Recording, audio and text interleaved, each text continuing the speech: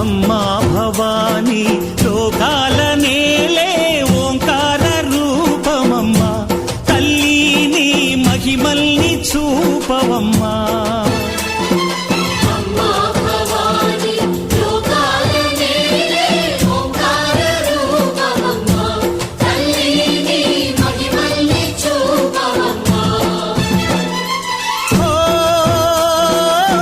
సృష్టికే దీపమా, శక్తికే మూలమా, సింహరథమే నీదమ్మా.